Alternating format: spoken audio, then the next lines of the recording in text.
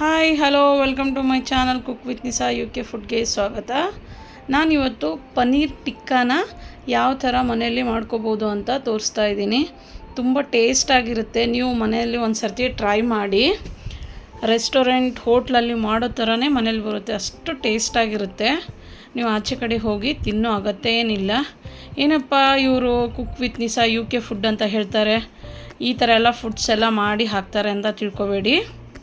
ಎಲ್ಲನೂ ಕೂಡ ಟ್ರೈ ಮಾಡಬೇಕು ಮನೆಯಲ್ಲಿ.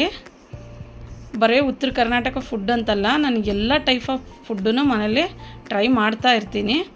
ಈ ಪನ್ನೀರ್ ಟಿಕ್ಕಾನ ನನ್ನ ಮಕ್ಕಳು ತುಂಬಾ ಇಷ್ಟಪಟ್ಟು ತಿಂದಿದ್ದಾರೆ ಮನೆಯಲ್ಲಿ. ತುಂಬ ಟೇಸ್ಟಾಗಿ ಬರುತ್ತೆ, ಜಾಸ್ತಿ ಮಸಾಲೆ ಏನಿರಲ್ಲ ಇದಕ್ಕೆ. ಫಸ್ಟಿಗೆ ನಾನು ಅಮೂಲ್ ಪನ್ನೀರ್ನ ನೀಟಾಗಿ ಕಟ್ ಮಾಡಿದ್ದೀನಿ.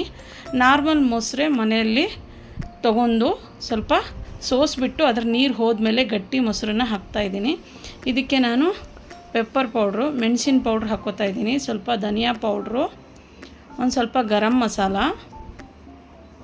ಇದಕ್ಕೆ ಒಂದು ಸ್ವಲ್ಪ ಶುಂಠಿ ಬೆಳ್ಳುಳ್ಳಿ ಪೇಸ್ಟು, ಆಮೇಲೆ ಖಾರದ ಪುಡಿ. ನಿಮಗೆ ರುಚಿಗೆ ಎಷ್ಟು ಬೇಕಾಗಿತ್ತೋ ಅಷ್ಟು ಹಾಕ್ಕೊಳ್ಳಿ ಖಾರ. ನಿಮಗೆ ಇಲ್ಲ ಚಿಲ್ಲಿ ಫ್ಲೇಕ್ಸ್ ಇರುತ್ತಲ್ಲ, ಅದನ್ನು ಕೂಡ ನೀವು ಹಾಕ್ಕೋಬೋದು. ನಾನು ಇಲ್ಲಿ ರುಚಿಗೆ ತಕ್ಕಷ್ಟು ಉಪ್ಪು ಹಾಕ್ತಾಯಿದ್ದೀನಿ. ಇಷ್ಟನ್ನು ನೀಟಾಗಿ ಒಂದು ಸ್ಪೂನಿಂದ ಮಿಕ್ಸ್ ಮಾಡ್ಕೋಬೇಕು.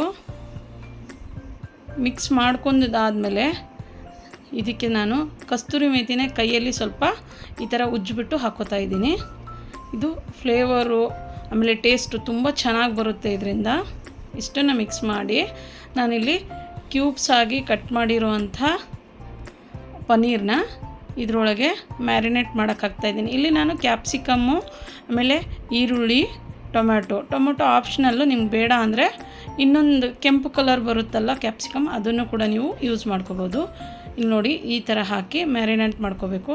ಇಲ್ಲಿ ಕಟ್ ಮಾಡಿ ಇಟ್ಟಿರುವಂಥ ಈರುಳ್ಳಿ, ಕ್ಯಾಪ್ಸಿಕಮ್ ಮತ್ತು ಟೊಮೆಟೊನೂ ಕೂಡ ನೀಟಾಗಿ ಮಸಾಲೆ ಹೊಂದ್ಕೊಳ್ಳೋಂಗೆ ಮಿಕ್ಸ್ ಮಾಡ್ಕೋತಾ ಇದ್ದೀನಿ. ಮಿಕ್ಸ್ ಮಾಡಿ ಒಂದು 10 ನಿಮಿಷ ಸೈಡಲ್ಲಿ ಎತ್ತಿಕ್ಕೋತಾ ಇದ್ದೀನಿ. ಮೇಲ್ಗಡೆಯಿಂದ ಸ್ವಲ್ಪ ಖಾರದ ಪುಡಿನ ಉದುರಿಸ್ಕೊಳ್ಳಿ. ಇಲ್ಲಿ ಒಂದು ಪ್ಯಾನ್ ತೊಗೊಂಡಿದ್ದೀನಿ, ಶಾಲೋ ಫ್ರೈ ಮಾಡಬೇಕಿದ್ದು. ನಿಮ್ಮ ಮನೆಯಲ್ಲಿ ಈ ಥರ ಕ್ಯೂಬ್ಸು ಅಂಟಿಸ್ಬಿಟ್ಟು ಇಡೋದಕ್ಕೆ ಸ್ಟೀಲ್ದು ಸಿಗುತ್ತೆ, ಟೂತ್ ಪಿಕ್ಕು ಈ ಥರ ಸಿಗುತ್ತೆ ನೋಡಿ, ಸ್ಟೀಲ್ದಿರುತ್ತೆ. ನೀವು ಡೈರೆಕ್ಟಾಗಿ ಸ್ಟವ್ ಮೇಲೆ ಕೂಡ ಮಾಡ್ಕೋಬೋದು. ನಾನಿವಾಗ ಶಾಲೋ ಫ್ರೈನ ಮಾಡ್ಕೋತಾ ಇದ್ದೀನಿ. ಒಂದೊಂದಾಗಿ ಪನ್ನೀರ್ ಕ್ಯೂಬ್ಸ್ನ ಇಡ್ತಾಯಿದ್ದೀನಿ. ಆಮೇಲೆ ಕ್ಯಾಪ್ಸಿಕಮ್ಮು, ಈರುಳ್ಳಿ, ಟೊಮ್ಯಾಟೊ ಎಲ್ಲನೂ ಕೂಡ ಈ ಥರನೇ ಫ್ರೈ ಮಾಡ್ಕೋಬೇಕು. ಜಾಸ್ತಿ ಎಣ್ಣೆನೂ ಕೂಡ ಹೋಗಲ್ಲ ನಿಮಗೆ ಇದಕ್ಕೆ. ಇಲ್ಲಿ ಒಂದು ಮಾಡಿ ನಾನು ತೋರ್ಸೋಕ್ಕೆ ಟ್ರೈ ಮಾಡಿದೆ, ಬಟ್ ಅದು ಕಡ್ಡಿ ಸ್ವಲ್ಪ ತುಂಬ ದಪ್ಪ ಇದೆ ಟೂತ್ ಪಿಕ್ಕು. ಇನ್ನೂ ಸಣ್ಣ ಸೈಜು ಕೂಡ ಸಿಗುತ್ತೆ ನಿಮಗೆ. ಈ ಥರ ಮಾಡೋಣ ಅಂತ ಟ್ರೈ ಮಾಡಿದೆ, ಬಟ್ ಸ್ಟವ್ ಮೇಲೆ ಸುಟ್ಟೋಯ್ತು. ಈ ಥರ ಸ್ಟೀಲ್ದು ಕೂಡ ಸಿಗುತ್ತೆ ನಿಮಗೆ ಟೂತ್ ಪಿಕ್ಕು, ಅದನ್ನು ತಂದು ನೀವು ಮಾಡ್ಕೋಬೋದು. ನೋಡಿ, ಈ ಥರ ಮುರಿದು ಹೋಗ್ತಾ ಇತ್ತು. ನಾನು ನಿಮಗೆ ಟ್ರಯಲ್ ಆಗಿ ತೋರಿಸೋಣ ಅಂತ ತೋರಿಸ್ದೆ. ಈ ಥರ ರೆಡಿ ಮಾಡ್ಕೊಂಡು ಸ್ಟವ್ ಮೇಲೆ ಸುಡೋಕ್ಕೆ ಹೋದರೆ ಕಡ್ಡಿ ಸುಟ್ಟು ಹೋಗುತ್ತೆ. ಹಾಗಾಗಿ ನೀವು ಈ ತಪ್ಪನ್ನು ಮಾಡೋಕ್ಕೆ ಹೋಗಬೇಡಿ. ಈ ಥರನೇ ಫ್ರೈ ಮಾಡ್ಕೊಂಡು ನೋಡಿ, ಕರೆಕ್ಟಾಗಿ ಫ್ರೈ ಆಗಿದೆ, ಎರಡೂ ಸೈಡಿಂದ ಫ್ರೈ ಆಗಿದೆ. ಇಲ್ಲಿ ನೋಡಿ, ಇವಾಗ ನಾನು ಈ ಕಡ್ಡಿ ತೊಗೊಂಡಿದ್ದೀನಲ್ವ, ಫ್ರೈ ಆದಮೇಲೆ ಈ ಥರ ಒಂದು ಪನ್ನೀರು, ಒಂದು ಟೊಮ್ಯಾಟೊ, ನಿಮ್ಗೆ ಎಷ್ಟು ಬೇಕೋ ನಿಮ್ಮ ಇದರಲ್ಲಿ ನಿಮ್ಮ ಅಳತೆ ಪ್ರಕಾರ ನೀವು ಹಾಕ್ಕೋಬೋದು. ಈ ಥರನ ರೆಡಿ ಮಾಡ್ಕೋಬೇಕು ಟೂತ್ ಪಿಕ್ಗೆ.